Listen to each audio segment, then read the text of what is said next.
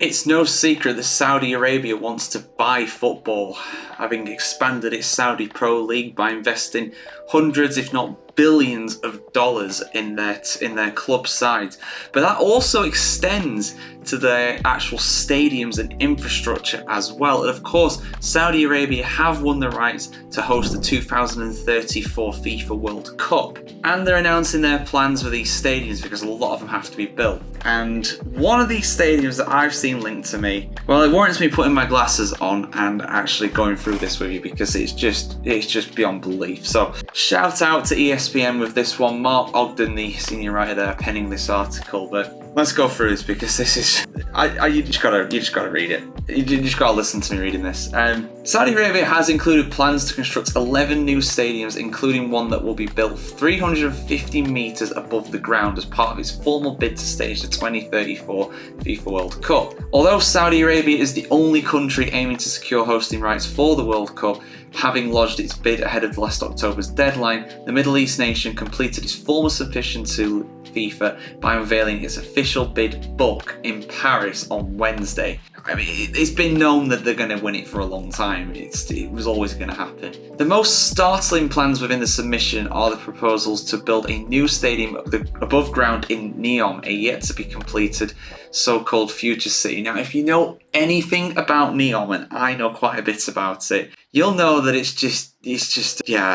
seems to me like a dystopian nightmare personally, and I hope it never happens. And there's all kinds of problems with them displacing the local tribes that live there, and also the stadiums having the actual city having massive setbacks. I mean, I'm just looking at some of the pictures here. Look, they're making the ocean in the desert. They're making a sea. They've got cruise liners going through the city. Dearie me. Right, anyway.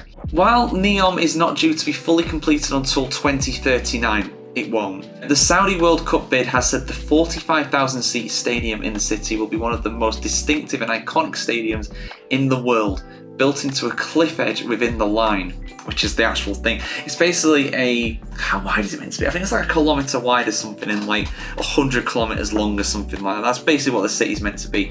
A giant line in the sand. Maybe that's meant to be the imagery they're going for, but it's not really working out that way. And it's been labelled as a smart city as well, but so far doesn't seem like much intelligence around this, I'll be honest. The stadium will only be accessible to driverless vehicles and high-speed lifts. The stadium will be situated within the line more than 350 metres above ground, the Saudi book bid said. It will provide unprecedented and exceptional experience for fans to attend scheduled tournament matches. Additionally, the stadium will be run entirely on renewable energy generated primarily from wind and solar sources. Oh, let's skip past some of this. 92,000 capacity stadium in the building in Riyadh as well. I mean, there's some pictures of it, it looks like, in the article as well. But why would you do this, man? Why would you build a stadium on top of a city in the middle of the desert that is just not going to happen? It just seems like a massive vanity project. Honestly, it wouldn't surprise me, if they end up building just this one section of the line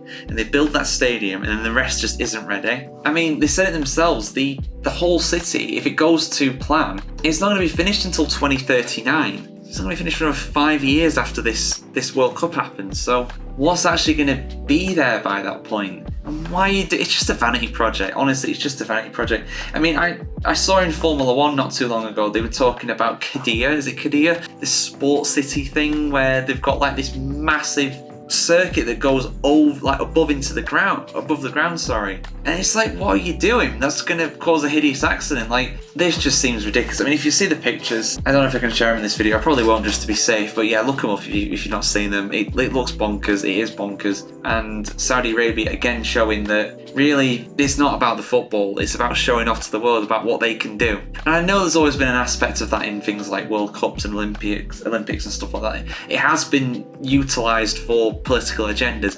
That is nothing new in sport whatsoever, but to see it still happening to this degree in this day and age, it's embarrassing, to be honest. But what do you guys think? Are you going to be going to the Saudi World Cup in 2034? Are you going to be looking forward to going to this massive stadium above the ground on the line, which is a city that just isn't even built in at all yet? Let us know in the comments below. And of course, we'll see you very soon for some more football news in this off-season. But the new season is on the way, guys. It's only just over a week away until we kick off in the EFL and the Community Shield over in the UK as well. So yeah, exciting times on the horizon. And of course, we'll bring you some Olympic news in the meantime as well. So yeah, see you for the next one, guys.